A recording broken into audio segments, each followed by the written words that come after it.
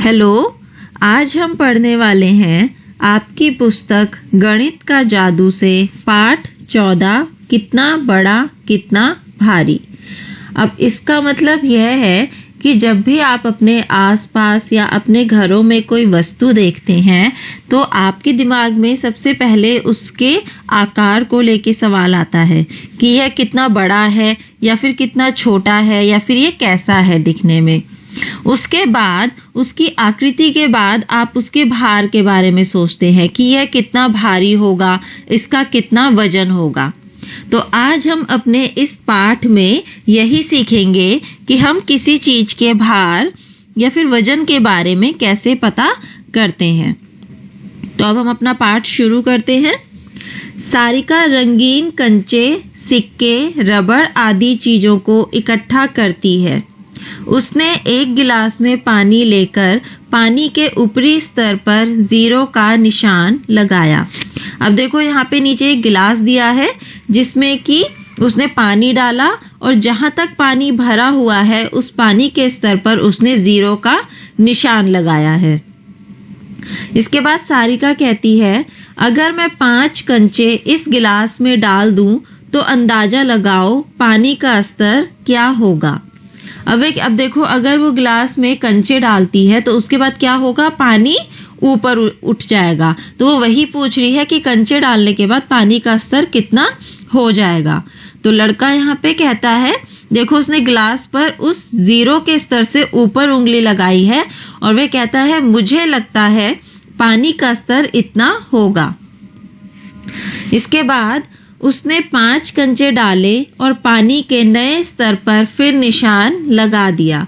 अब आप देखो, गिलास में पहले 0 तक पानी का स्तर था, जब उसने 5 कंचे डाले हैं तो पानी का स्तर 0 से ऊपर उठ गया है। तो यहाँ पे अब लड़की कहती है, ओ तुमने कैसे अंदाजा लगाया, क्या तुम्हें कंचे का आयतन पता है। तो लड़का कहता है, मैंने सिर्फ अंदाजा लगाया कि कंचों ने पानी को कितना ऊपर उठाया होगा। तुम आयतन कैसे पता लगाते हो। तो लड़की कहती है, देखो हर कंचा पानी को थोड़ा सा ऊपर उठा देता है क्योंकि कंचा कुछ जगह लेता है, तो यही उसका आयतन हुआ। इसका मतलब हुआ जैसे कि पानी का पहले एक स्तर बना हुआ था, फिर जब एक कंचा डाला तो वह थोड़ा सा ऊपर उठ गया पानी का स्तर। तो जितना स्तर पानी का ऊपर उठेगा वही जो है उस एक कंचे का आयतन हो जाएगा। अब इन्होंने 5 कंचे डाले थे तो 0 के स्तर से पानी ऊपर उठ के जिस स्तर तक आ गया है वो इन 5 कंचों का आयतन होगा। अब है आपका मापक गिलास। अब तुम अंदाजा लगाओ, क्या तुम्हें लगता है कि 5 रुपए के 10 सिक्कों का आयतन 10 कंचों से ज्यादा होगा। तो यह आप कैसे पता लगाएंगे। इसके लिए आप एक तरफ तो 5 रुपए का एक सिक्का लेंगे और दूसरी तरफ एक कंचा लेंगे। तो आपको देखना है कि दोनों का भार बराबर है या फिर कम ज्यादा है। तो यदि 5 रुपए के सिक्के का वजन ज्यादा होता है तो इसका मतलब उसका आयतन ज्यादा होगा। तो यह कार्य आप अपने आप करके देखेंगे। वैसे जब मैंने इसको करा तो मैंने देखा कि जो 5 रुपए का सिक्का है उसका वजन जो थोड़ा सा कंचे से ज्यादा है। अब आपके जो कंचे का आकार है उस पर भी निर्भर करता है वजन का। तो यदि आपने छोटे कंचे लिए होंगे तो उसका वजन 5 रुपए के सिक्के से कम होगा और अगर आपके कंचे थोड़े बड़े होंगे तो वो 5 रुपए के सिक्के के बराबर ही उसका वजन होगा। तो आपको 5 रुपए के सिक्के को और कंचे के भार को नापना है जिससे कि आपको पता चल जाएगा। अगर दोनों का वजन बराबर होता है तो इसका मतलब आयतन बराबर है और अगर 5 रुपए के सिक्के का वजन ज्यादा होता है तो इसका मतलब होगा कि 5 रुपए के 10 सिक्कों का आयतन 10 कंचों से ज्यादा होगा। अब है नीचे लिखी चीजों के आयतन का अंदाजा लगाओ। अब आपको क्या करना है, यहाँ पे आपको कुछ चीजें दी है और बताना है कि उनका आयतन कितने कंचों के बराबर होगा। अब यह कार्य भी आपके कंचों के आकार पर निर्भर करता है कि आप किस आकार के कंचे ले रहे हैं। तो मैं यहाँ पे आपको एक अंदाजे से बता देती हूँ, लेकिन आप क्या करेंगे, इसके लिए आप एक कंचों के साथ इनकी तुलना करके देखेंगे। जैसे कि आप एक तरफ एक बॉल को रखेंगे और दूसरी तरफ उस बॉल के वजन के बराबर आपको उतनी ही संख्या में कंचे लेने हैं। तो जितनी संख्या में कंचे बॉल के बराबर होंगे, इसका मतलब एक बॉल उतने कंचों के बराबर हो जाएगी। तो जैसे मैंने यहाँ पे कहा कि एक बॉल जो है वो 3 कंचों के बराबर होगी। अब पूछा है एक रबड़, तो एक रबड़ के लिए मैं कहती हूँ कि वो 2 कंचों के बराबर होगी। अब पूछा है एक नींबू, तो एक नींबू मैं कहती हूँ कि 3 कंचों के बराबर होगी। फिर है एक पेंसिल, तो एक पेंसिल 2 कंचों के बराबर होगी। अब यहाँ पे देखो लगभग भी लिखा है। लगभग का मतलब ये है कि हम जो बता रहे हैं यहाँ पे, यह जवाब बिल्कुल सही नहीं हो सकता, क्योंकि मैंने अभी आपको बताया ही है कि यह आकार और आकृति पर निर्भर करता है। अब पूछा है एक आलू, तो एक आलू मैं कहूंगी कि 4 कंचों के बराबर होगा। अब है कि 35 कंचों की मदद से अपना मापक गिलास खुद तैयार करो। अब आपको क्या करना है, 35 सबसे पहले आप 35 कंचे लेंगे, फिर उसकी मदद से आपको अपना एक मापक गिलास तैयार करना है। फिर एक गिलास लो और उस पर 0 का निशान लगाओ। फिर उसमें 5 कंचे डालकर 5 M का निशान लगाओ। उसमें फिर 5 कंचे और डालो और पानी के नए स्तर पर 10 M लिखो। इसी प्रकार 15 M, 20 M, 25 M, 30 M और 35 M के निशान लगाओ। यहाँ पे M का मतलब है मार्बल्स, और मार्बल्स जो है वो कंचों को इंग्लिश में बोला जाता है, तो इसलिए उन्होंने कंचों को इंग्लिश के M लिखा है उन्होंने। तो अब उन्होंने क्या करा है, सबसे पहले आप एक गिलास लेंगे, उसमें पानी डालेंगे, उस पर आप एक जहां तक भी आप पानी भरते हैं उस पे आप 0 का निशान लगाएंगे। फिर आप 5 कंचे डालेंगे। 5 कंचे डालने के बाद पानी जिस स्तर तक पहुंचता है उस पर आप लिखेंगे 5 M। फिर 5 कंचे और डालेंगे, फिर जो नया स्तर बनेगा उस पे आप लिखेंगे 10 M। फिर 5 कंचे और डालेंगे और फिर जब पानी ऊपर उठेगा तो इस पे आप लिखेंगे 15 M। और इसी तरह 5-5 कंचे डालते हुए आपको हर पानी के नए स्तर पर आपको जितने कंचों की संख्या कुल होती जाएगी उतने M आप लिखते जाएंगे, तो जिससे कि आप अपना एक मापक गिलास तैयार कर लेंगे। अब कहा है अब हर चीज को अपने बनाए हुए मापक गिलास में डालो और अपने अंदाजों की जांच करो। अब आपको यहाँ पे क्या करना है, जो भी आपकी चीजें हैं आप उसको मापक गिलास में डालो। यानी कि अगर आप कुछ और भी चीजें इस्तेमाल करते हो, जैसे यहाँ पे तो कंचों के लिए कहा है, लेकिन इसके अलावा अगर आप कुछ और चीजें लेते हो तो आप क्या करेंगे, उसको इस गिलास में डालकर अपने अंदाजे की जांच करेंगे। देखो जैसे कि यहाँ पे लिखा भी है कि इसी तरह और चीजों जैसे बॉल, पत्थर आदि से भी करो और तालिका पूरी करो। अब आगे यहाँ पे ये कहती है लड़की कि माचिस की डिब्बी तो तैरती है, इसका आयतन कैसे पता लगाएं? क्योंकि आपने भी देखा होगा, क्योंकि वो बहुत ही हल्की होती है तो वो पानी में डूबती नहीं है। तो वो कह रहे हैं कि इसका हम आयतन कैसे पता लगाएं? तो लड़का कहता है इसको रेत या कीलों से भर के देखें। अब अगर हम उस माचिस की डिब्बी में रेत, मिट्टी या फिर हम अगर कील भर देते हैं, यानी कि जिससे कि वो भारी हो जाए, उसके अंदर कुछ वजन आ जाए, तो वो क्या होगा, पानी के अंदर डूब जाएगा और पानी का स्तर ऊपर हो जाएगा। अब हमें यहाँ पे इस तालिका को पूरा करना है। तो जब हमने माचिस की डिब्बी रेत के साथ डाली तो हमने देखा कि वह 7 कंचे के बराबर है। यानी कि अगर हम 7 कंचे डालें या फिर एक माचिस की डिब्बी को रेत भर के डालें तो आयतन उसका बराबर होगा। अब पूछा है कि एक पत्थर का कितना होगा, तो एक पत्थर, अगर आप जिस आकार का पत्थर ले रहे हैं उसके साथ आप कंचे डाल के देख सकते हैं या फिर उसके भार आप देख सकते हैं। तो मैं अगर कहती हूँ कि एक पत्थर 4 कंचों के आयतन के बराबर होगा। फिर है एक संतरा, तो एक संतरा मैं कहती हूँ 15 कंचों के आयतन के बराबर। फिर है एक सेब, तो एक सेब के लिए मैं कहूँगी कि एक सेब का आयतन 16 कंचों के बराबर होगा। तो अब हम आगे बढ़ते हैं। किसका आयतन ज्यादा है? क्या तुम 6 कंचों का आयतन ml में बता सकते हो? तो लड़का कहता है हाँ, अगर हम एक मापक बोतल बना ले तो। अब कक्षा 4 में तुमने 250 ml मापने की एक बोतल बनाई थी।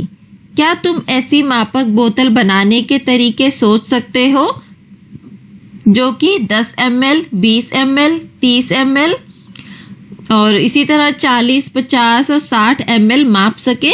अपने दोस्तों से चर्चा करो। अब देखो, ऊपर पहले लड़की कहती है कि क्या तुम 6 कंचों का आयतन ml में बता सकते हो? तो लड़का कहता है कि हाँ, बना सकते हैं, लेकिन अगर हमारे पास मापक बोतल बना लें या फिर मापक बोतल साथ में हो तो हम ये कर सकते हैं। तो अब आपको यहाँ पे याद दिलाया है कि कक्षा 4 में आपने 250 ml मापने की एक बोतल बनाई थी, जो कि आप लोगों को याद ही होगा और ये भी याद होगा कि कैसे आपने बनाई थी। तो अब आगे उसके बाद कहा है कि क्या आप ऐसी मापक बोतल बनाने के तरीके सोच सकते हो, और वो जो मापक बोतल है वो कितने की होनी चाहिए? 10 ml, 20 ml, 30 ml, 40, 50 और 60 ml, जिससे कि आप इन सबको नाप सको। तो आपको अपने दोस्तों से चर्चा करनी है कि वह किस तरीके से इसके लिए मापक बोतल बना सकते हैं। तो यहाँ पर तारिक और मौली ने अपनी अपनी मापक बोतल बनाई। अब यहाँ पे देखो, इन दोनों बच्चों ने अपनी अपनी मापक बोतल बनाई है। और कैसे बनाई है? तारिक के पास एक पुराना इंजेक्शन सिरिंज पड़ा था। उसने इंजेक्शन से अपनी मापक बोतल बनाई। अब आपने भी जो इंजेक्शन की खाली सिरिंज होती है, पुरानी या फिर नई भी आपने देखी होगी, तो आपने देखा होगा उसमें ml के निशान लगे होते हैं, जिससे कि आप चीज़ों को हर एक पॉइंट पे नाप सकते हो। तो वही इसीलिए तारिक ने उस खाली इंजेक्शन की सिरिंज का इस्तेमाल किया मापक बोतल के लिए। मौली ने दवाई की एक खाली बोतल का उपयोग किया। अब मौली ने क्या करा है? एक खाली बोतल का उपयोग किया है जो दवाई की थी। अब लड़का कहता है मैंने इंजेक्शन सिरिंज में एक बार में 5 ml पानी भरा। बोतल से 10 ml निशान लगाने के लिए इसे 2 बार पानी बोतल में डाला। अब लड़की कहती है मैंने 10 ml माप की एक खाली दवाई की बोतल से अपनी मापक बोतल बनाई है।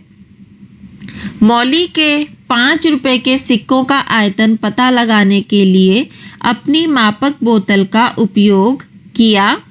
उसने पता लगाया कि 5 रुपए के 9 सिक्के 10 ml पानी हटाते हैं। तुम भी 5 रुपए के 9 सिक्कों का उपयोग अपनी मापक बोतल बनाने के लिए कर सकते हो।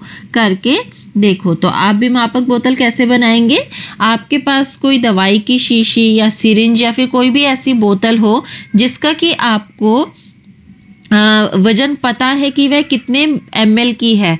आपको क्या करना है? उस शीशी या बोतल से एक बड़ी बोतल में पानी डालेंगे तो आप वहाँ पे निशान लगा लेंगे कि वह कितनी ml का है। उसके बाद दोबारा उससे डालेंगे और फिर आप उस नए स्तर पर जो है फिर से निशान लगाकर लिखेंगे कि वह कितना ml हो गया है।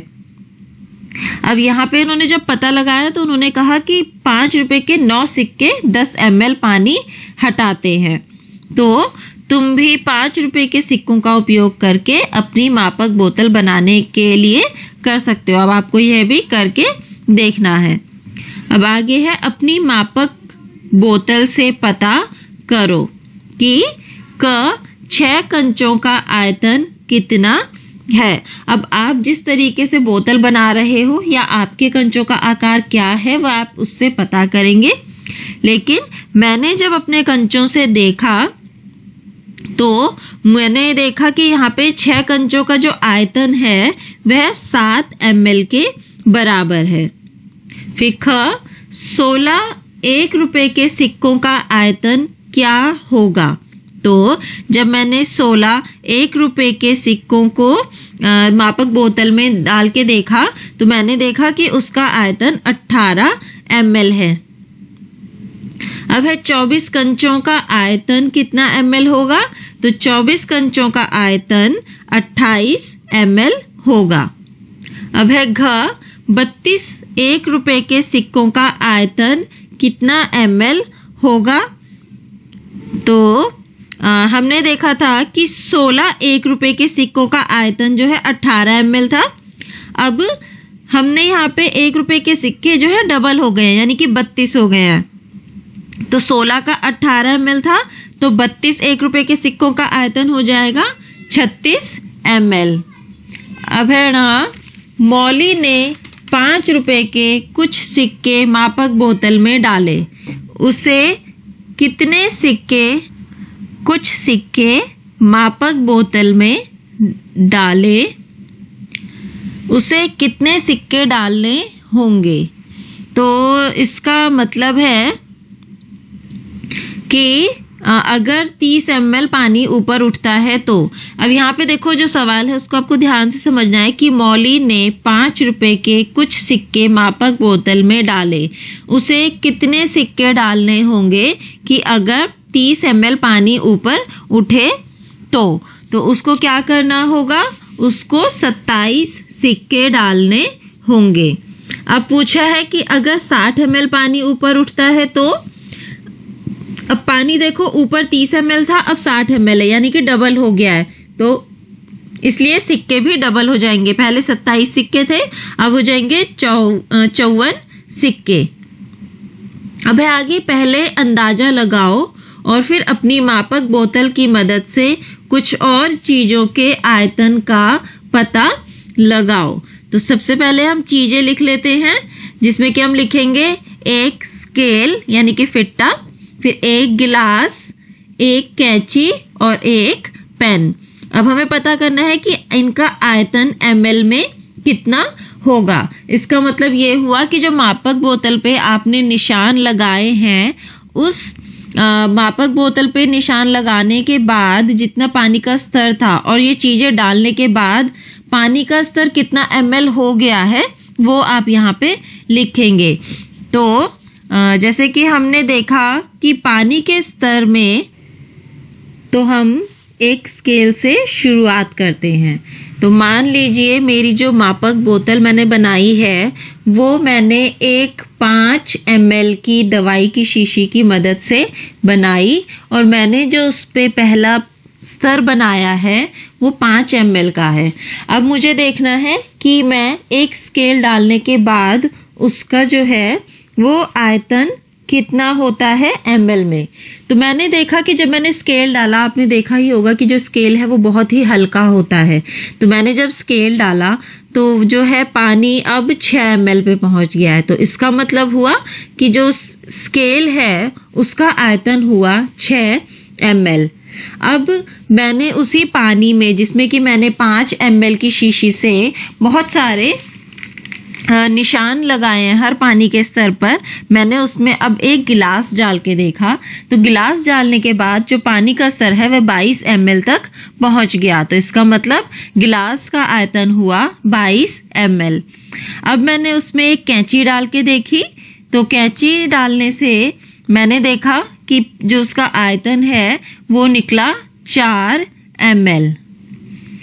फिर मैंने एक पेन डाला तो पेन डालने के बाद मैंने देखा कि उसका जो आयतन है वो है 6 ml।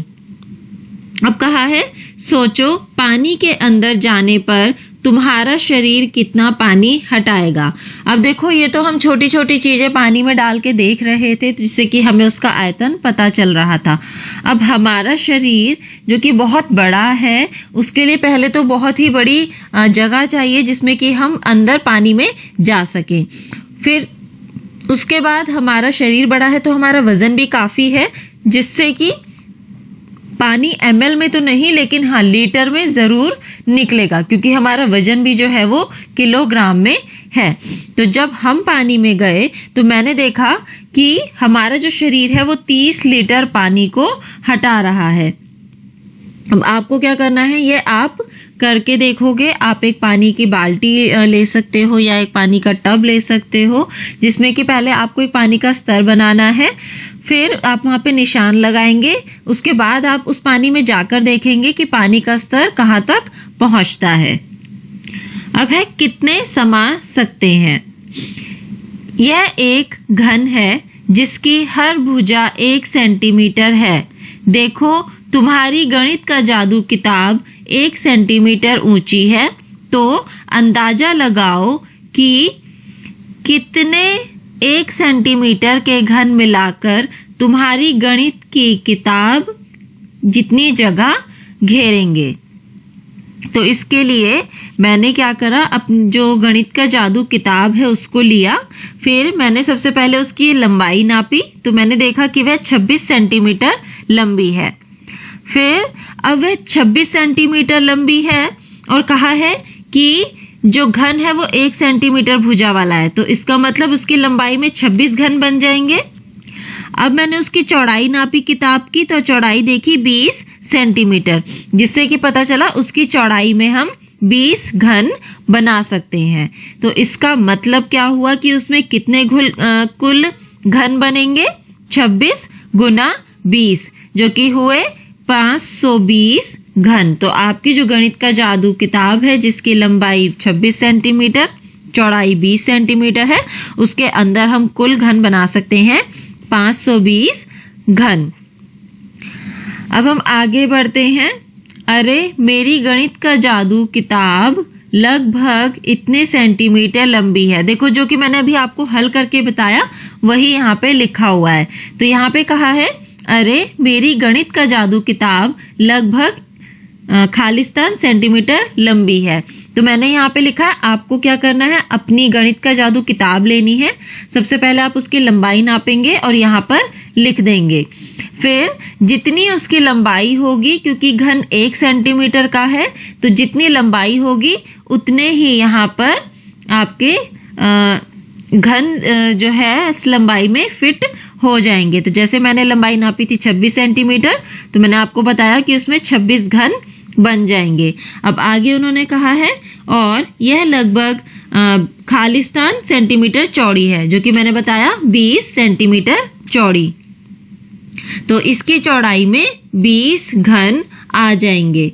तो कुल मिलाकर 26 गुना 20 यानी कि 520 सेंटीमीटर घन इस गणित किताब पर फिट हो जाएंगे।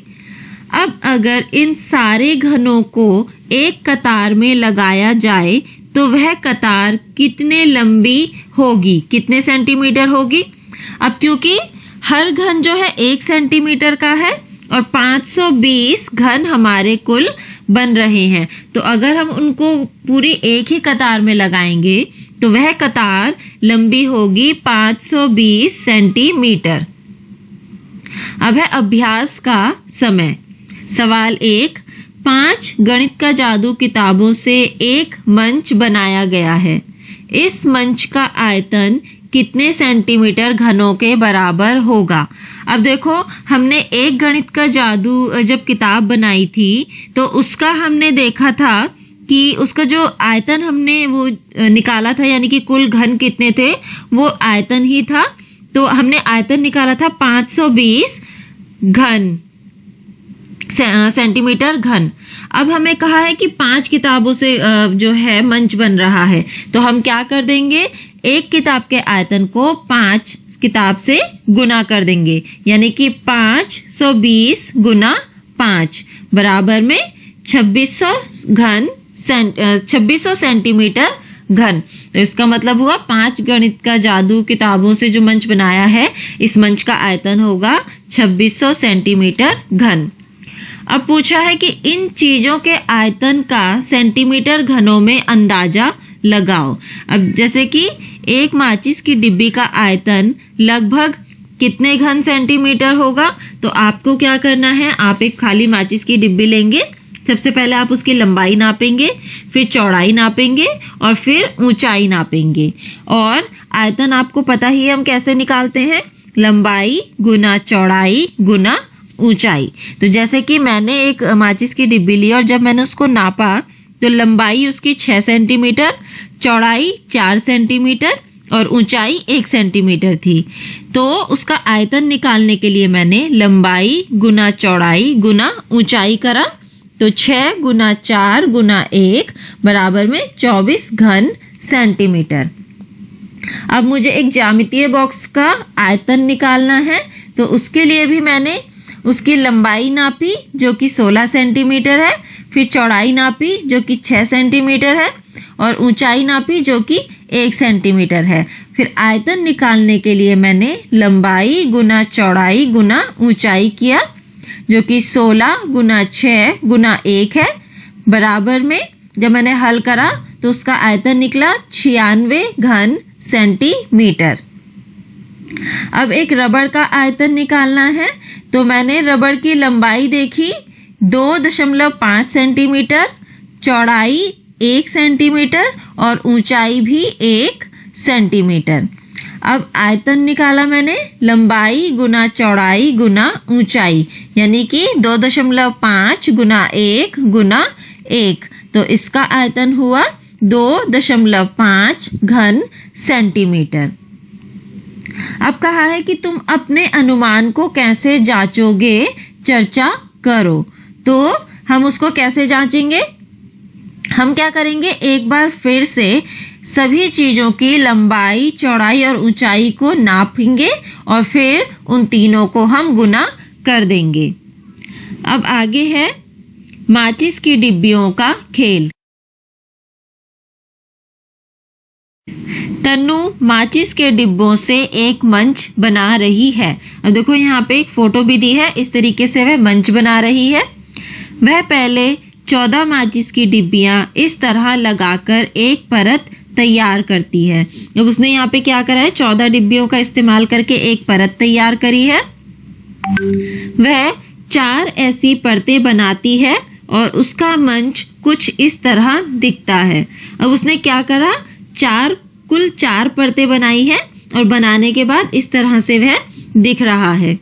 अब उसने पूछा है सवाल, उसने यह मंच बनाने के लिए कितनी माचिस की डिब्बियों का प्रयोग किया। अब आपने देखा कि एक परत में उसने 24 डिब्बियों का प्रयोग किया है और उसने कुल 4 परतें बनाई हैं, तो 14 गुना 4 यानी कि 56 डिब्बियों का उसने इस मंच को बनाने के लिए प्रयोग किया। अब अगला सवाल है, एक माचिस की डिब्बी का आयतन 10 सेंटीमीटर घनों के बराबर है, तो इस मंच का आयतन कितने सेंटीमीटर घनों के बराबर होगा। अब अगर एक डिब्बी का आयतन 10 सेंटीमीटर है और हमें पता है कि कुल डिब्बियां 56 इस्तेमाल हुई हैं, तो मंच का आयतन हो जाएगा 56 गुना 10 यानी कि 560 घन सेंटीमीटर। अब कहा है कि अगर यह सारे घन एक कतार में रख दिए जाएं तो वह कतार कितनी लंबी होगी। तो वह कतार हमारी जो है, क्योंकि 560 घन सेंटीमीटर उसका आयतन है और उन्हीं को हम एक कतार में सीधे लगा रहे हैं, तो वह कतार होगी 560 सेंटीमीटर लंबी। अब पूछा है कि किसका आयतन ज्यादा है, तुम्हारी गणित का जादू किताब का या तनु के इस मंच का। तो हमने जब गणित का जादू किताब का आयतन निकाला था तो हमने देखा था उसका आयतन 520 घन सेंटीमीटर था, और जब हमने मंच का आयतन निकाला तो वह 500 सेंटीमीटर घन सेंटीमीटर है। तो जिससे कि हमें साफ पता चल रहा है कि तनु के इस मंच का आयतन ज्यादा है। अब कहा है कि अपने दोस्तों के साथ मिलकर एक ही माप की बहुत सारी खाली माचिस की डिब्बियों को इकट्ठा करो, उनके किनारों को नापो और यहाँ लिखो। तो देखो सबसे पहले आपको क्या लिखना है, उसकी चौड़ाई लिखनी है। आपको देखो उसके साइड भी दी हुई है कि कौन सी साइड चौड़ाई लेनी है आपको, कौन सी लंबाई और कौन सी ऊंचाई।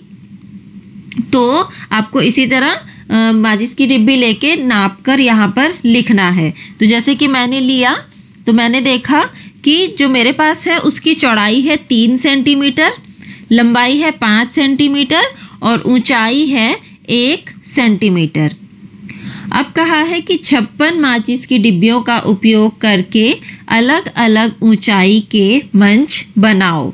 इस तालिका को भरो। अब आपको क्या करना है, 56 माचिस की डिब्बियां लेनी है और उनका अलग अलग ऊंचाई के मंच बनाने हैं और फिर उसके लिए आपको इस जो है तालिका को पूरा करना है। तो जैसे कि मैंने मंच 1 बनाया, उसमें पूछा है कितना ऊंचा है ये, तो वो जो है वो 2 डिब्बी के बराबर ऊंचा मैंने इसको बनाया है। अब पूछा है कि कितना लंबा है ये, तो इस मंच की लंबाई मैंने 60 डिब्बी के बराबर रखी है। और कितना चौड़ा है ये, तो इसकी चौड़ाई मैंने 4 माचिस की डिब्बी के बराबर रखी है। अब है मंच 2, तो मंच 2 की लंबाई मैंने 4 डिब्बी के बराबर रखी है। उस ऊंचाई जो मंच 2 है उसकी ऊंचाई मैंने 4 डिब्बी के बराबर रखी है, लंबाई मैंने 14 डिब्बी के बराबर रखी है और चौड़ा 1 डिब्बी के बराबर रखा है।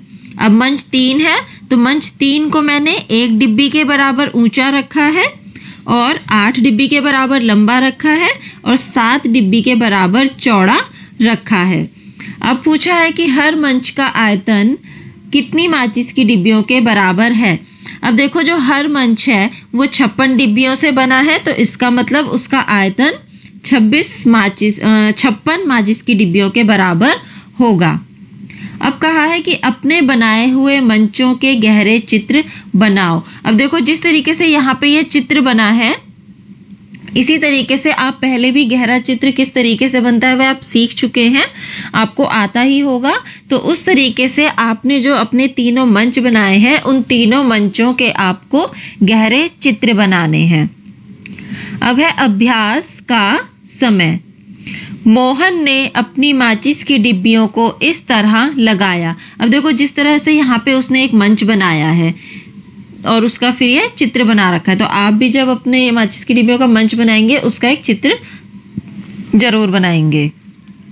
अब हम आगे पढ़ते हैं अपना। डिब्बियों को इस तरह लगाया है। कितनी माचिस की डिब्बियों का प्रयोग कर उसने यह बनाया, इसका आयतन माचिस की डिब्बियों में कितना होगा, कितनी माचिस की डिब्बियां। अब देखो हम इसको ऊपर से अगर गिनना शुरू करें तो हमें दिख रहा है कि सबसे पहली जो परत है उसमें सिर्फ 1 डिब्बी है।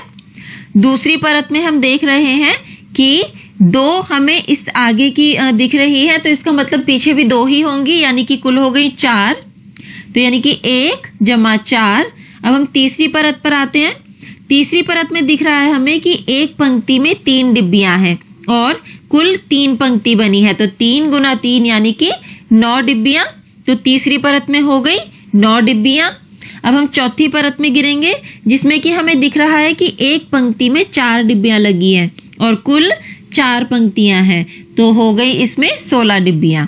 तो कुल जो डिब्बियां हैं वो हो जाएंगी 1 + 4 + 9 + 16 यानी कि 30 माचिस की डिब्बियां। अब पूछा है कि इसका आयतन कितनी माचिस की डिब्बियों के बराबर होगा, तो वो होगा 30 माचिस की डिब्बियां। अब कहा है कि खाली माचिस की डिब्बियों को इकट्ठा करो, इन्हें एक मजेदार ढंग से लगाओ, उसका गहरा चित्र बनाओ। तो जैसे कि यहाँ पे चित्र बना हुआ है, इसी तरह आप भी खाली माचिस की डिब्बियां लेंगे, पहले उसको आप इकट्ठा करके एक मजेदार ढंग से लगाएंगे और फिर उसका एक गहरा चित्र आप बनाएंगे। अब है कागज का घन बनाना। आनंद और उसके मित्र कागज से घन बना रहे हैं। वह 19.5 सेंटीमीटर का वर्ग कागज की शीट से काटते हैं।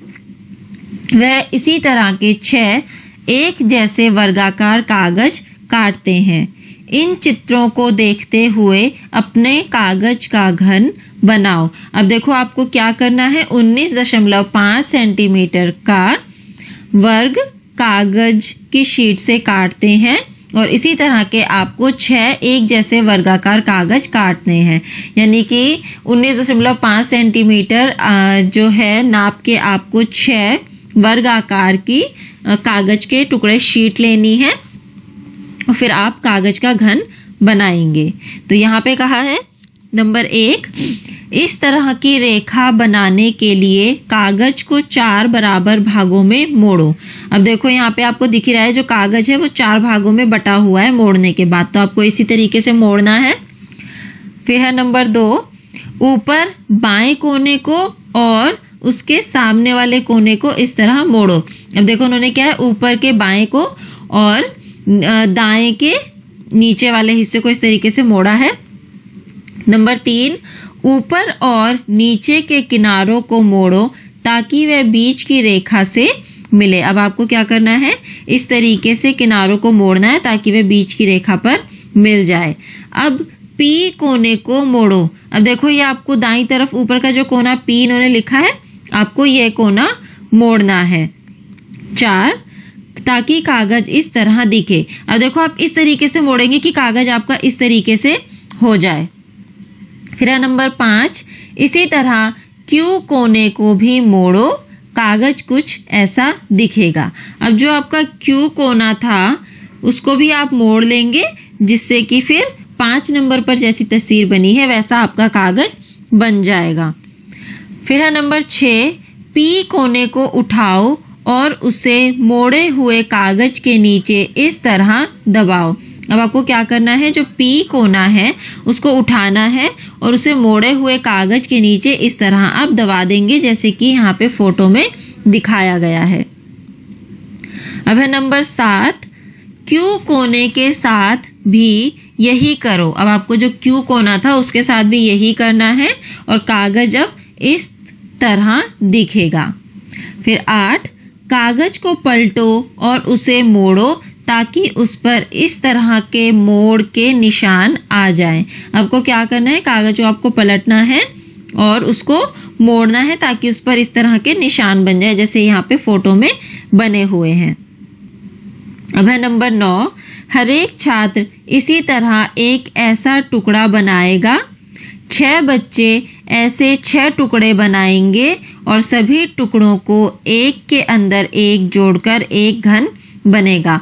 अब क्या करना है, 6 बच्चे आपको बताया ही था कि 6 शीट लेनी है एक ही वर्गाकार की। तो जो 6 शीट है हर 6 बच्चों ने सभी ने ऐसा हर एक टुकड़े पे करा है। तो ये सब करने के बाद आपको क्या करना है, सभी टुकड़ों को एक के अंदर एक डालना है जिससे कि वह घन बन जाएगा।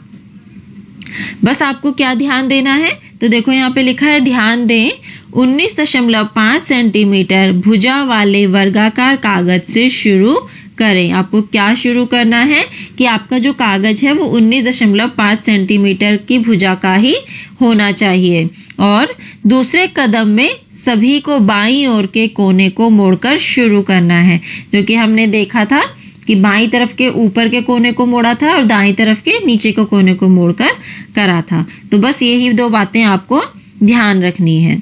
अब अगला हमारा विषय है तुम्हारा घन कितना बड़ा, जो कि हम अपनी अगली कक्षा में पढ़ेंगे और वहीं पर हम अपना पाठ यह पूरा करेंगे। तब तक जहाँ तक हमने ये पढ़ा है इसको अच्छे से आप समझें और दोहराएं, जिससे कि आपको बहुत ही इसको पढ़ने में मदद मिलेगी। तो अब हम मिलते हैं अपनी अगली कक्षा में।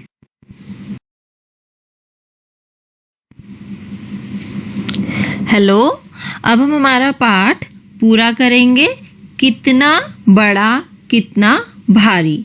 तो हमें ये कहाँ से शुरू करना है, तुम्हारा घन कितना बड़ा।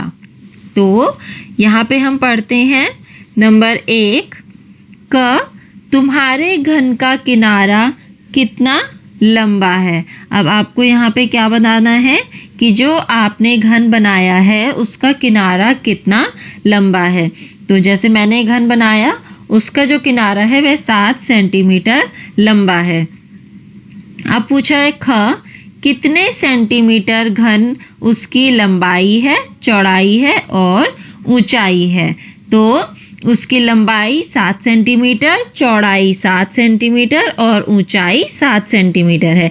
क्योंकि आपको पता ही होगा कि जब भी हम कोई घन बनाते हैं तो उसकी सभी परतें जो हैं वो वर्गाकार की होती हैं, उसकी जितनी भी सतह होती हैं वो वर्गाकार की होती हैं और जो है सभी का आकार यानी कि लंबाई, चौड़ाई, ऊंचाई वह सब उसमें बराबर ही होती हैं। अब हम आगे पढ़ते हैं। कागजी घन जितना बड़ा मंच बनाने के लिए मुझे कितने सेंटीमीटर घनों की ज़रूरत होगी। तो अब यहाँ पे उसने पूछा है कि अगर वह कागजी घन बनाना चाहे तो उसको कितने घनों की ज़रूरत पड़ेगी। अब देखो यह सवाल आपके दिमाग में भी आएगा ही। तो जो कागजी घन था वो हमें बताया गया था कि वह 19.5 सेंटीमीटर उसकी जो है उस आकार एक भुजा थी और उसी आकार की उसी नाप की सारी भुजाएं, क्योंकि वो वर्ग था। तो इसका मतलब यह हुआ कि अगर हमें 19.5 सेंटीमीटर जो है घनों की ज़रूरत होगी लंबाई में और 19.5 सेंटीमीटर ही चौड़ाई में और 19.5 सेंटीमीटर ही होंगे ऊंचाई में।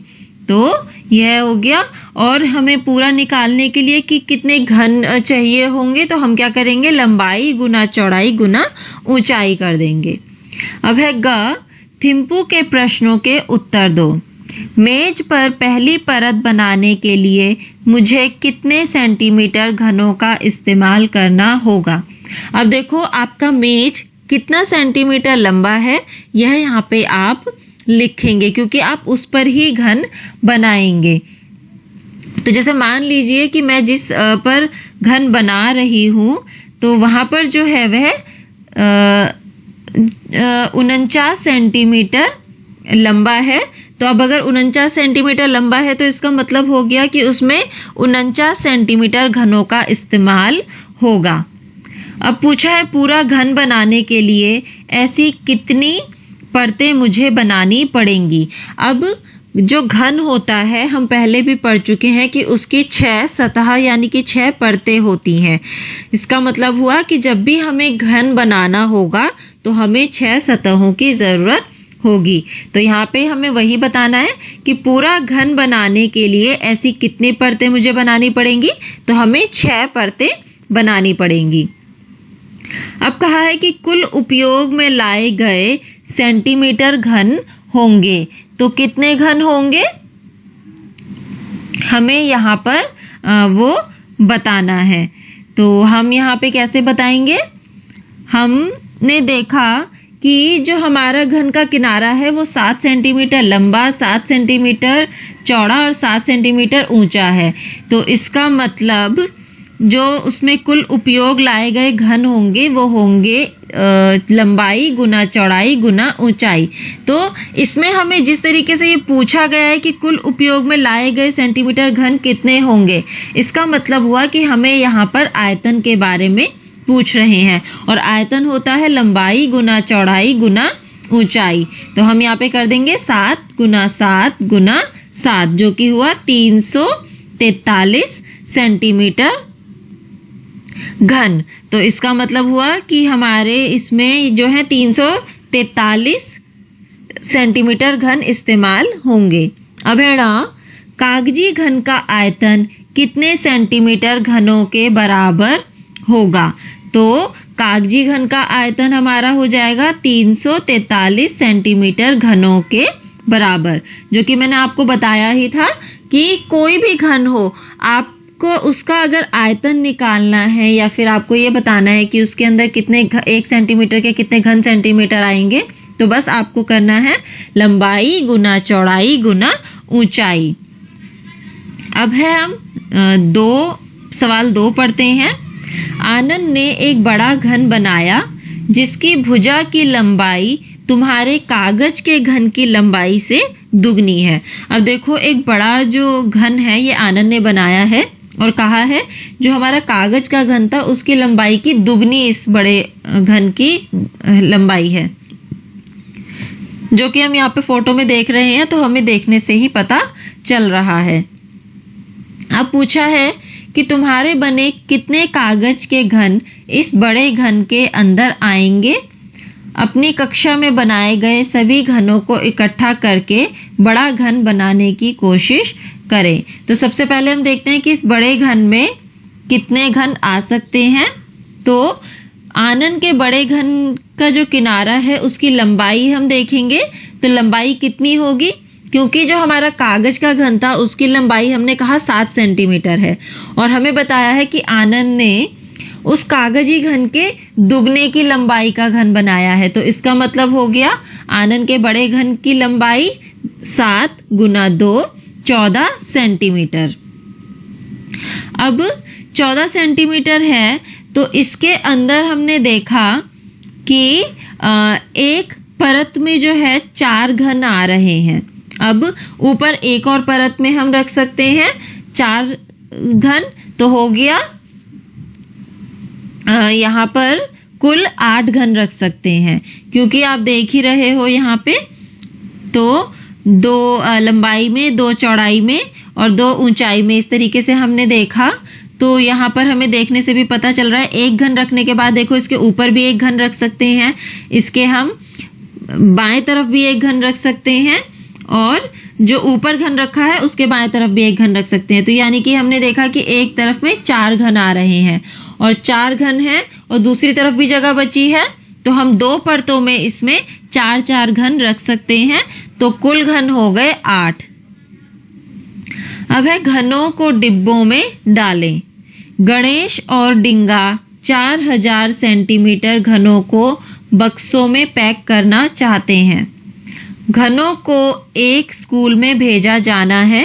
3 अलग अलग तरह के बक्से पैकिंग के लिए मिले हुए हैं। अब देखो उन्होंने कहा है कि 4000 सेंटीमीटर घनों को बक्सों में पैक करना है और ये 3 बक्से यहाँ पर आए हुए हैं। जो अ बक्सा है उसकी लंबाई 20 सेंटीमीटर, चौड़ाई 10 सेंटीमीटर और ऊंचाई 6 सेंटीमीटर है। फिर ब बक्सा है जिसकी लंबाई और चौड़ाई 11 सेंटीमीटर है और ऊंचाई 10 सेंटीमीटर है। फिर स बक्सा है जिसकी लंबाई 15 सेंटीमीटर, चौड़ाई 9 सेंटीमीटर और ऊंचाई 10 सेंटीमीटर है। तो अब हमें बताना है कि हम कौन से बक्से को इन घनों को रखने के लिए उपयोग में ला सकते हैं। तो यहाँ पे डिंगा कहता है क्या हम 4000 घन इन 3 बक्सों में सही से पैक कर पाएंगे? मुझे लगता है हमें एक और बक्से की ज़रूरत होगी।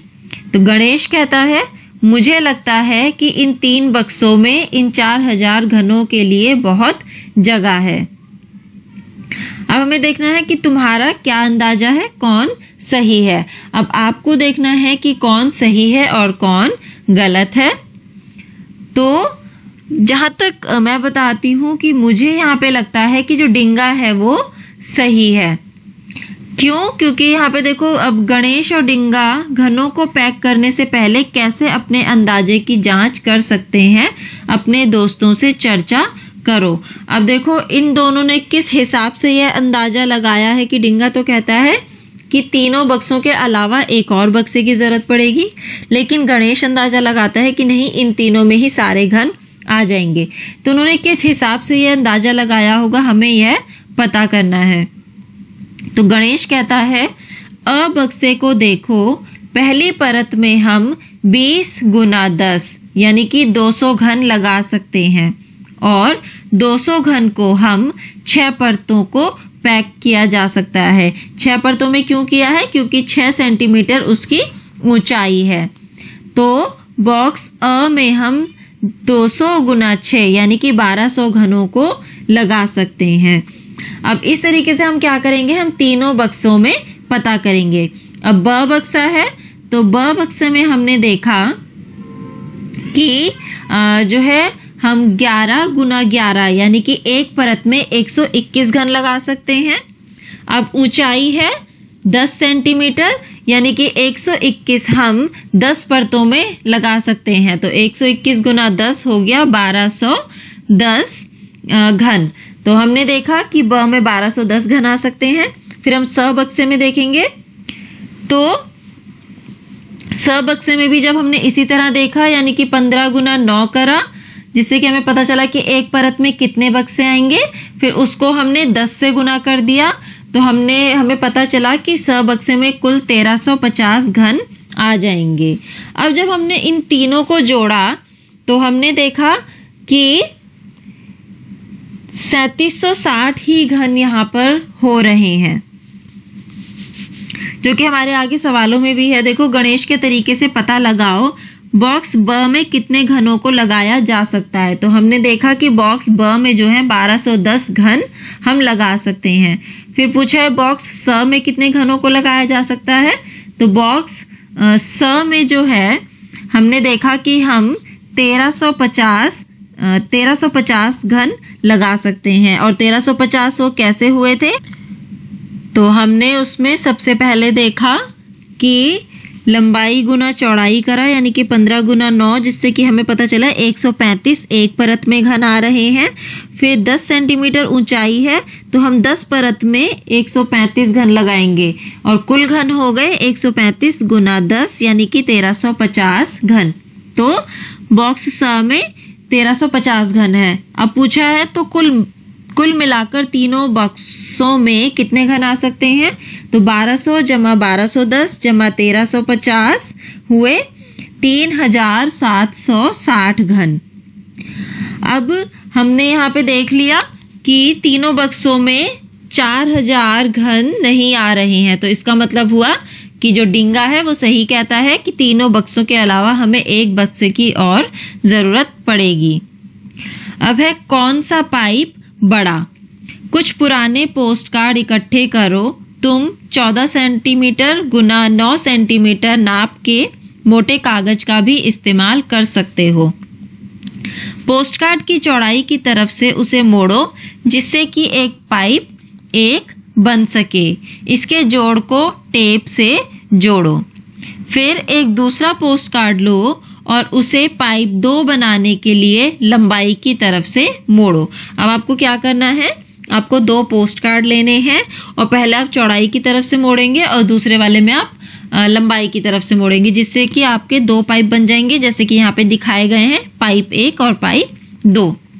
अब कहा है कि अंदाजा लगाओ कि दोनों पाइपों में से कौन से पाइप में ज्यादा रेत आएगी। अपने अंदाजे को चेक करने के लिए रेत भर के देखो, क्या तुम्हारा अंदाजा सही था। चर्चा करो। अब सबसे पहले तो आप पाइप बनाएंगे, उसके बाद आपको अंदाजा लगाना है कि किसमें रेत ज्यादा आएगी। अब आपको अपने अंदाजे को देखना है कि सही है या गलत। आप दोनों पाइप में रेत भर के देखेंगे कि किसमें ज्यादा है आई है और किसमें कम, और आपको इससे पता चल जाएगा कि आपका अंदाजा सही है या फिर गलत है। तो जैसे कि यहाँ पे हमें देखने से वैसे पता चल रहा है कि जो पाइप 2 है उसमें ज्यादा रेत आएगी, क्योंकि वह बहुत ही मोटा लग रहा है देखने में, और जो कि मैंने चेक करके भी यहाँ पर देखा है। तो आप भी इसी तरीके से पहले चेक करेंगे और फिर लिखेंगे कि किस पाइप में ज्यादा रेत आ सकती है। अब यही सब नीचे दिखाए गए पाइपों के साथ दोहराओ। अब तो अभी पहले ऊपर क्या हुआ था, उन्होंने एक सिलेंडर के आकार का पाइप बनाया हुआ था। अब उन्होंने यहाँ पे और भी आकार के पाइप बनाए हुए हैं। तो सबसे पहले उन्होंने तिकोने आकार का पाइप 3 बनाने के लिए पोस्ट कार्ड पर 2 रेखाएं चित्र के अनुसार बनाई हैं। देखो जिस तरीके से यहाँ पे बनी है। फिर रेखाओं पर कागज को मोड़ो, आखिरी किनारे को टेप से जोड़ दो, जिससे आपका तिकोने आकार का पाइप 3 बन जाएगा। फिर अब एक वर्गाकार पाइप 4 बनाओ। पता करो कि किस पाइप में सबसे ज्यादा रेत भरी जा सकती है। तो किस पाइप का आयतन सबसे ज्यादा होगा। अब देखो हमें ये सारे पाइप देखने से लग रहा है कि जो वर्गाकार आकृति का पाइप है यानी कि पाइप 4 है, उसमें हम ज्यादा रेत भर सकते हैं। अब अगर पाइप 4 में ज्यादा रेत भर रही है तो इसका मतलब ये हुआ कि उसका आयतन भी ज्यादा होगा। जब आप ये कार्य करेंगे आप इसको करके देखेंगे, रेत भर के देखेंगे किसमें ज्यादा आ रही है। जिस भी पाइप में रेत सबसे ज्यादा आएगी उसी का आयतन सबसे ज्यादा होगा। अब आगे है गंगोत्री की यात्रा। गंगोत्री के बारे में आप लोगों ने टीवी पर या समाचार में देखा और सुना भी होगा, तो उसी के बारे में यहाँ पे बता रहे हैं। कक्षा 11 के छात्र गंगोत्री यात्रा पर जा रहे हैं। उन्हें 6 दिन के लिए अपना सामान रखना है और यह ध्यान रखना है कि बैग हल्का रहे, साथ ही सामान ऐसा हो जो बहुत ज्यादा जगह ना घेरे। इसलिए वे ऐसा सामान ढूंढेंगे जिसका आयतन और वजन दोनों से कम हो। आखिरकार उन्हें ही तो यह सामान ढोकर पहाड़ पर ले जाना है। अब देखो, जो कक्षा 11 के जो छात्र हैं वो लोग कहीं पिकनिक पर या टूर पर स्कूल की तरफ से जा रहे हैं। अब उनको क्या करना है, अपने साथ सामान ले जाना है। वो 6 दिनों के लिए जा रहे हैं तो उन्हें अपने खाने का, कपड़े, ये ज़रूरत की सारे सामान अपने साथ ले जाना होगा। अब जब वे सामान ले जाएंगे तो उनको इस चीज़ का ध्यान रखना है कि वह सामान वजन या आयतन में ज़्यादा ना हो, क्योंकि वह सामान को खुद ही उठाएंगे। तो अब हम आगे बढ़ते हैं। यह करने के लिए उन्हें टमाटर और प्याज तक को भी सुखा लिया है। जब उनके अंदर के पानी को सुखाया जाता है तो 1 किलो प्याज या टमाटर 100 ग्राम रह जाते हैं। 1 किलो, आपने देखो 1 किलो में जो है 1000 ग्राम होता है, और हमने देखा कि सुखाने के बाद वे 100 ग्राम ही रह गए हैं, यानी कि सिर्फ उसका 1/10 हिस्सा ही रह जाता है सुखाने के बाद। अब कहा है कि हर एक छात्र को 1 दिन में नीचे लिखे भोजन की जरूरत पड़ेगी। तो चावल 100 ग्राम, आटा 100 ग्राम, दाल, चावल और आटे के भार का 1/3, तेल 50 ग्राम, चीनी 50 ग्राम, दूध का पाउडर 40 ग्राम, जिसमें कि लिखा है चाय, दलिया और गर्म दूध के लिए जो दूध का पाउडर इस्तेमाल किया जाएगा। फिर है चाय लगभग 10 ग्राम, दलिया 40 ग्राम, नमक 5 ग्राम, सूखे प्याज 10 ग्राम और सूखे टमाटर 10 ग्राम। तो अब हम इससे जुड़े हुए सवालों को हल करते हैं। तो हमें सबसे पहले कहा है कि 6 दिन के लिए हर छात्र को चाहिए। अब हमें ये 1 दिन के लिए बताया है, हमें बताना है कि 6 दिन के लिए हर छात्र को कितने चावल और आटा चाहिए। तो हमें पता है कि चावल है 100 ग्राम और आटा है 100 ग्राम। तो जो दोनों को जब हमने जोड़ा तो हो गया 200 ग्राम। अब हमें 6 दिन के लिए चाहिए तो 200 गुना 6 हो गया कुल 1200 ग्राम। अब हमें पूछा है दाल हर छात्र को 6 दिन के लिए। तो हमें ऊपर देखो बताया गया था कि दाल जो है चावल और आटे के भार का 1/3 हिस्सा है। तो हम यहाँ पे क्या कर देंगे, 1200 गुना 1/3। तो जिससे हल करके हमें पता चला कि दाल 6 दिन के लिए एक बच्चे को 400 ग्राम की जरूरत पड़ेगी। अब है सूखे प्याज। तो सूखे प्याज हमें 1 दिन का है 10 ग्राम, तो 6 दिन के लिए हो जाएगा 10 गुना 6 60 ग्राम। अब कहा है कि 6 दिन तक 10 लोगों के लिए कितना ताजा टमाटर सुखाना चाहिए। तो 10 लोगों के लिए है तो 10 गुना में 1 दिन के लिए 10 ग्राम चाहिए, तो 10 गुना 10 गुना 6 दिन 6, तो कुल हो गया 600 ग्राम। फिर से एक बारी मैं बोल रही हूँ, क्योंकि हमें 10 लोगों के लिए निकालना है तो हम 10 को गुना करेंगे किससे, 10 ग्राम से, क्योंकि 1 दिन में 10 ग्राम लग रहा है। फिर हम गुना करेंगे 6 दिन से, तो जो कि हमारा निकला 600 ग्राम। अब कहा है कि हर एक छात्र के बैग में भोजन का कुल वजन कितना है 6 दिन का। अब हमें हर एक छात्र का बताना है कि उसके बैग में 6 दिन के लिए कुल कितना वजन होगा। तो चावल और आटा 1200 ग्राम, दाल 400 ग्राम, फिर है सूखे प्याज 60 ग्राम। अब हम जब भी ये वजन निकाल रहे हैं तो बस आपको एक ही चीज़ का ध्यान रखना है कि जितनी हमें 1 दिन के लिए मात्रा दी गई है उसको आप 6 से गुना कर देंगे। तो अब हम आते हैं, जैसे सूखे प्याज तक हमने कर लिया, अब हम तेल के बारे में कहेंगे। तेल हमें कहा है 1 दिन के लिए 50 ग्राम, तो 6 दिन के लिए हो जाएगा 300 ग्राम। वह चीनी, चीनी एक दिन के लिए 50 ग्राम, तो 6 दिन के लिए हो जाएगी 300 ग्राम। फिर है दूध का पाउडर, एक दिन के लिए 40 ग्राम, तो 6 दिन के लिए हो जाएगा 240 ग्राम। फिर है चाय, एक दिन के लिए 10 ग्राम, तो 6 दिन के लिए 10 गुना 6 60 ग्राम। फिर है दलिया, तो 6 दिन के लिए हो जाएगा 240 ग्राम। फिर है नमक, एक दिन के लिए 5 ग्राम, तो 6 दिन के लिए 30 ग्राम। फिर है सूखे प्याज, जो कि एक दिन के लिए 10 ग्राम है, तो 6 दिन के लिए हो जाएंगे 60 ग्राम। फिर है सूखे टमाटर, 6 दिन के लिए 10, एक दिन के लिए 10 ग्राम, तो 6 दिन के लिए 60 ग्राम। तो अब हमको क्या करना है, इन सबको जोड़ देना है, यानी कि 1200 जमा 400 जमा 60 जमा 300 जमा 300 जमा 240 जमा 60 जमा 240 जमा 30 जमा में 60। आखिरी में मैंने सूखे प्याज, मैं ऊपर भी पहले भी कर चुकी हूँ, मैंने 2 बार ही कर दिया है, तो सूखे प्याज को हम एक ही बार करेंगे 60 ग्राम। तो इन सबको जब हमने जोड़ा तो हमारा कुल हो गया 2890 ग्राम, जिसको कि अगर हम किलोग्राम में करना चाहें तो हम इसको कहेंगे, क्योंकि आपको पता है कि 1 किलोग्राम में 1000 ग्राम होता है, और यहाँ पे हमने कहा कि कुल वजन है 2890 ग्राम, जिसको हम कह सकते हैं 2 किलो 890 ग्राम। तो इसका मतलब हो गया कि एक बच्चे के पास 2 किलो और 890 ग्राम का वजन है। अब हम आगे पढ़ते हैं।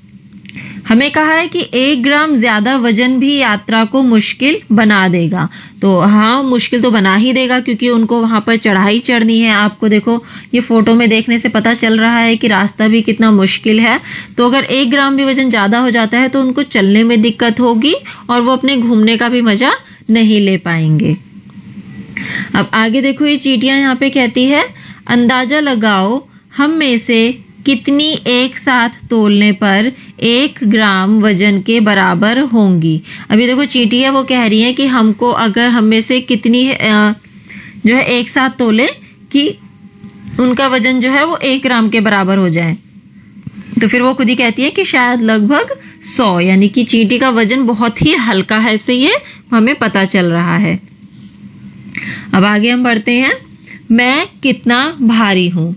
क्या तुम्हें अपनी पिछली किताब की वह कहानी याद है कि वेदिका की बेटी ने हाथिका का वजन कैसे पता लगाया? तो आपको याद ही होगा, अगर याद नहीं है तो मैं आपको थोड़ा सा याद दिला देती हूँ कि जहाँ पर वो परेशान हो गए थे कि हाथी का वजन कैसे पता लगाया जाए, तो उन्होंने क्या करा, पहले एक नाव ली, नाव को पानी में उतारा, फिर उस नाव पर एक निशान लगा दिया, फिर उस पर हाथी को बिठाया और फिर एक नया निशान जो पानी का बना वो लगाया।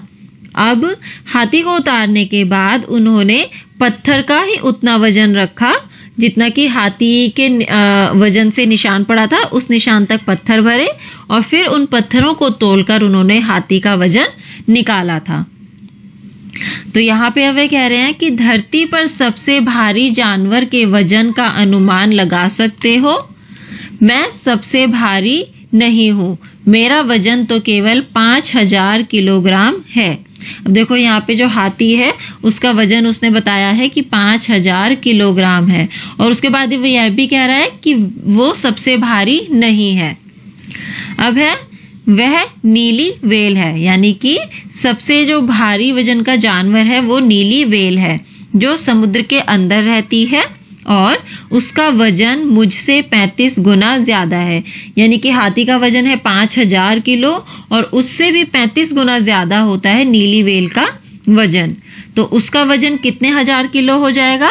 5000 गुना 35 यानी कि 1,75,000 किलोग्राम। अब है अंदाजा लगाओ तुम्हारे जैसे कितने बच्चों का वजन मिलकर एक 5000 किलो के हाथी के बराबर होगा। अब आपको क्या करना है, यहाँ पे आपका जितना वजन होगा उसको आप 5000 से भाग कर दोगे, जिससे कि पता चल जाएगा कि कितने बच्चे होंगे। तो जैसे कि मैंने क्या करा, माना कि एक बच्चे का वजन 40 किलोग्राम है। अब मैंने क्या करा, मुझे पता लगाना है कि 5 किलोग्राम के हाथी के वजन के बराबर कितने बच्चे होंगे। तो 5000 को मैंने भाग कर दिया एक बच्चे के वजन से, यानी कि 40 किलोग्राम से, तो बराबर आया 125 बच्चे, यानी कि एक हाथी का वजन और 125 बच्चों का वजन एक बराबर है। अब कहा है कि हाथी का बच्चा जब पैदा होता है तब उसका वजन लगभग 90 किलो होता है। जब तुम पैदा हुए तब तुम्हारा वजन कितना था, पता करो। पैदा होने पर हाथी के बच्चे का वजन तुम्हारे वजन से कितने गुना ज्यादा था। अब आप यहाँ पे क्या करेंगे, या तो आप अपने माता पिता से, अपने मम्मी पापा से पूछकर अपना वजन, उसको जब आप पैदा हुए थे आपका कितना वजन था, उस वजन को आप हाथी के पैदा होने के वक्त के वजन से क्या करेंगे, भाग कर देंगे। तो आपको पता चल जाएगा कि हाथी का वजन आपसे कितना गुना ज्यादा है। जैसे कि यहाँ पर भी मैं आपको सिर्फ एक उदाहरण ही दे सकती हूँ। जैसे कि मान लीजिए एक पैदा होते हुए हाथी का बच्चे का वजन तो हमें दिया है 90 किलो। तो हम मान लेते हैं कि एक इंसान के बच्चे का वजन जब वह पैदा होता है तो 3 किलो है। तो हमने यहाँ पे क्या करा, 90 को 3 से भाग कर दिया और हमें पता चला कि हाथी के बच्चे का वजन इंसान के बच्चे के वजन से 30 गुना ज्यादा है। अब कहा है कि अगर एक जवान हाथी एक दिन में 136 किलो भोजन खाता है तो एक महीने में लगभग कितने किलोग्राम भोजन खाएगा। तो हमें पता है कि एक महीने में 30 दिन होते हैं, तो 136 गुना 30, जिससे कि पता चला वह 4080 किलोग्राम खाना खाएगा। अब कहा है कि अंदाजा लगाओ एक साल में वह कितना खाएगा। तो हमने एक महीने का निकाला 4080 किलोग्राम। तो हम एक साल यानी कि जिसमें 12 महीने होते हैं, तो हम उसका निकालेंगे। तो हम 4080 को 12 से गुना कर देंगे, जिससे कि हमें पता चला कि एक जवान हाथी जो है एक साल यानी कि 12 महीने में 48,960 किलोग्राम खाना खाएगा। अब है शाहिद ने बैंक को बचाया। शाहिद एक बैंक में काम करता है। वह नकदी के काउंटर पर बैठता है। जब कभी उसके पास ज्यादा सिक्के हो जाते हैं वह उन्हें गिनता नहीं बल्कि तोलता है। तोलना कितना आसान है। एक 5 रुपए के सिक्के का वजन 9 ग्राम है। मुझे बोरी का वजन बताओ तो मैं तुम्हें सिक्कों की संख्या बता दूंगा। अब देखो कहा है, क्या तुम हाथ में लेकर बता सकते हो कि कौन सा सिक्का सबसे भारी है। यहाँ पे देखो एक 5 का सिक्का है, एक 2 का सिक्का है और एक 1 का सिक्का है। तो जब भी आपने इन तीनों सिक्कों को अपने हाथ में उठाया होगा तो आपने देखा ही होगा कि 5 का सिक्का जो है वो इन तीनों में सबसे भारी होता है। अब आगे है, मेरे 5 रुपए के सिक्कों वाले बैग का वजन 9 किलो है, तो इसमें कितने सिक्के होंगे। 1 किलो बराबर में 1000 ग्राम, तो 9 किलो का मतलब है 9000 ग्राम। अब कहा है कि अगर एक सिक्के का वजन 9 ग्राम है और बैग का वजन 9000 ग्राम है, तो हम सिक्कों की संख्या निकाल लेंगे 9000 को 9 से भाग करके। तो हमें जो है यहाँ पे पता चली संख्या 1000 सिक्के। तो अब उसने कहा है, देखो है ना आसान।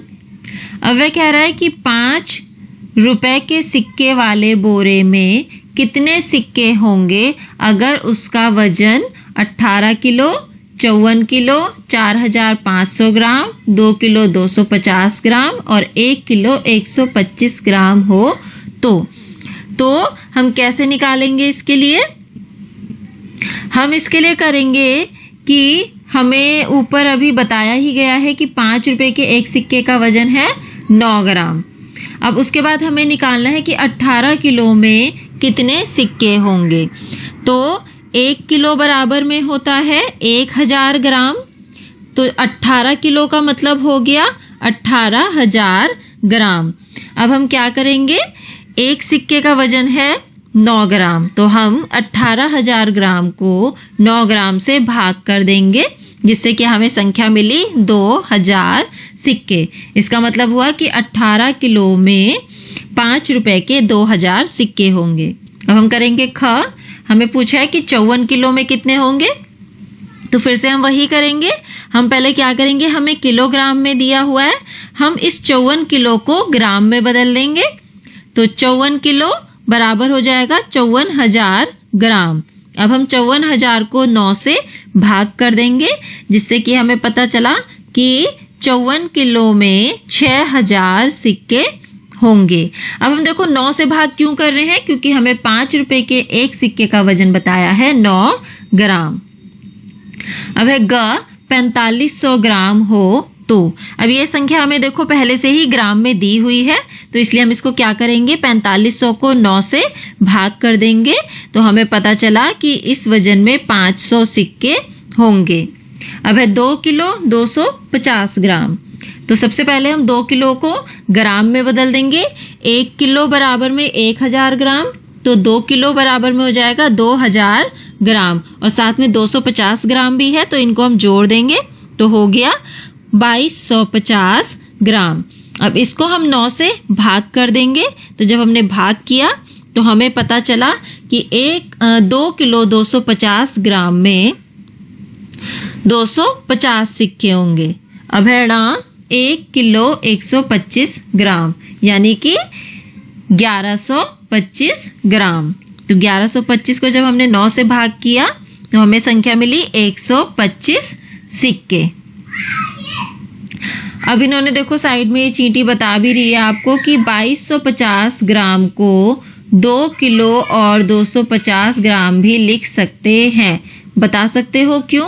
तो मैं आपको बता ही चुकी हूँ पहले ही, क्योंकि 1 किलोग्राम होता है बराबर में 1000 ग्राम। तो 2250 ग्राम का मतलब हो गया 2 किलो 250 ग्राम। अब है अगला सवाल, 2 रुपए के एक सिक्के का वजन 6 ग्राम है। 2 रुपए के सिक्के वाली बोरी का वजन कितना होगा अगर उसमें 2200 सिक्के हो? तो हम यहाँ पे अब क्या कर देंगे, हमें कहा है कि एक सिक्के का वजन है 6 ग्राम, तो 2200 सिक्कों का वजन कितना हो जाएगा, 2200 गुना 6, यानी कि 13,200 ग्राम, जिसको कि हम 13 किलो 200 ग्राम भी बोल सकते हैं। अब है ख, 3000 सिक्कों का वजन कितना होगा? तो फिर से हम वही करेंगे, एक सिक्के का वजन है 6 ग्राम, तो 3000 सिक्कों का वजन हो जाएगा 3000 गुना में 6, यानी कि 18,000 ग्राम, जिसको हम बोल सकते हैं 18,000 किलोग्राम। अब है हमारा अगला सवाल, अगर 1 रुपए के 100 सिक्कों का वजन 485 ग्राम है तो 10,000 सिक्कों का वजन कितना होगा? तो हम इसके लिए इसमें क्या करेंगे, हमें 100 सिक्कों का वजन दिया है, तो सबसे पहले हम एक सिक्के का वजन निकालेंगे। तो एक सिक्के का वजन निकालने के लिए हम 485 को 100 से भाग कर देंगे, तो जिससे हमें एक सिक्के का वजन पता चला 4.85 ग्राम। अब हमको क्या करना है, हमें 10,000 सिक्कों का वजन निकालना है। तो 10,000 सिक्कों का वजन होगा 10,000 गुना में 4.85 ग्राम। तो हमने देखा कि उसका वजन है 48,500 ग्राम। अब हमको पता ही है कि 1000 ग्राम बराबर में होता है 1 किलोग्राम, और कुल वजन हमारा निकला है 48,500 ग्राम। तो इसको हम लिख सकते हैं 48 किलो 500 ग्राम। अब कहा है कि अपनी आंखें बंद करके क्या तुम बता सकते हो कि 100 रुपए का नोट भारी होगा या 50 रुपए का नोट? यह बताना थोड़ा मुश्किल होता है, लेकिन शाहिद जो देख नहीं सकता इसे छूकर पहचानने की अच्छी क्षमता रखता है। एक बार शाहिद ने महसूस किया कि नोटों का एक बंडल जो बैंक में आया है वह कुछ अलग और ज्यादा भारी है। उसने मैनेजर से जांचने को कहा और लोगों ने भी देखा, पर उन्हें कोई समस्या नजर नहीं आई। उसने जोर दिया तो मशीन मंगवाई गई। उससे पता चला कि नोट नकली थे, असली नहीं। ओ शाहिद, तुमने बैंक को बचा लिया, सबने कहा। अब है पता लगाओ और चर्चा करो। जो लोग देख नहीं सकते वह अलग अलग नोटों और सिक्कों को कैसे पहचानते हैं। इशारा 20, 50, 100, 500 रुपए के नोटों पर ये देखो हमें चार आकृति के चिन्ह दिए गए हैं, जो कि एक त्रिकोण है, फिर वर्गाकार है, फिर एक वृत्त है और एक आयताकार है। आदि आकृति को ढूंढो और उसे छूकर देखो। तो अब उन्होंने देखो यहाँ पे क्या कहा है कि जो लोग देख नहीं सकते वह क्या करते हैं, छूकर या फिर महसूस करके नोटों को पहचानते हैं। और जो नोट होते हैं इन पर देखो ये जो हमें आकृति दिखाई गई है यह बने होते हैं और वह इन्हीं से इनको पहचानते हैं।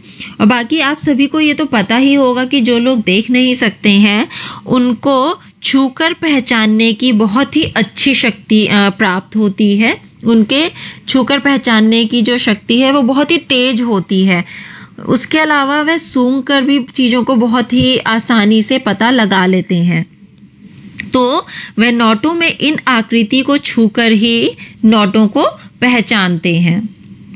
अब है अगला सवाल, एक 100 रुपए का नोट असली है या नकली, यह जांचने के लिए हमें किन चीज़ों पर ध्यान देना चाहिए।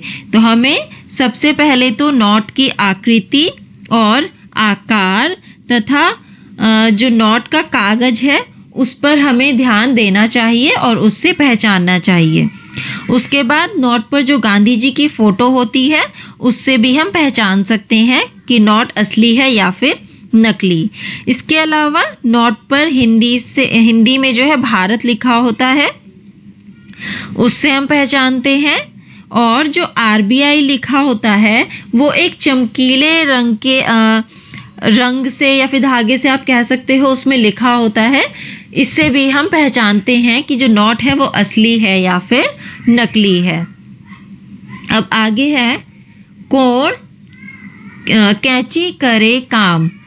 कोण, यहाँ पे देखो 3 अलग अलग तरह के कोण दिए हैं। एक है 30 डिग्री का, एक है 60 डिग्री का और है एक 45 डिग्री का। तो आपने देखा होगा कि कैंची में भी इस तरह के कोण बने होते हैं और कहा है देखो यहाँ पे कैंची करे काम। अब है मिठाई का डिब्बा। गहरी लाइन के साथ साथ काटो। यहाँ पे देखो ये जो डिब्बे बने हैं इसमें जो गहरी लाइन है इसके साथ साथ आपको क्या करना है, काटना है। फिर इस आकृति को मोटे कागज पर चिपकाओ। फिर आप क्या करेंगे, जब आप इसको काट लेंगे आपको एक मोटे कागज पर इसको चिपकाना है। फिर पृष्ठ 126 पर दिखाया गया मिठाई का डिब्बा पाने के लिए इसे बिंदु वाली रेखाओं पर मोड़ो। अब आपको देखो पहले जो है पृष्ठ 126 पर एक मिठाई का डिब्बा दिखाया गया था। तो यदि आप भी वैसा ही एक मिठाई का डिब्बा पाना चाहते हो तो इस आकृति को जो गहरी लाइनें हैं वहां से काटने के बाद एक मोटे कागज पर चिपकाएंगे और चिपकाने के बाद आपको क्या करना है, जो यहाँ पर बिंदुओं वाली रेखाएं बनी है वहां से आप इनको मोड़ देंगे। तो जब आप एक मोड़ दोगे तो आपको एक सुंदर ही बहुत ही अच्छा सा मिठाई का डब्बा मिलेगा, जो कि हमें पृष्ठ 126 पर भी दिखाया गया था। अब हमारा पाठ जो है यहाँ पर खत्म होता है। कौन सा पाठ, कितना बड़ा कितना भारी, जिससे कि आप लोग बहुत ही कुछ सीखे होंगे इसमें। तो और अच्छे से सीखने के लिए आप इस पाठ को दोहराएं और समझें। अब हम लोग मिलते हैं अपनी अगली कक्षा में अगले पाठ के साथ।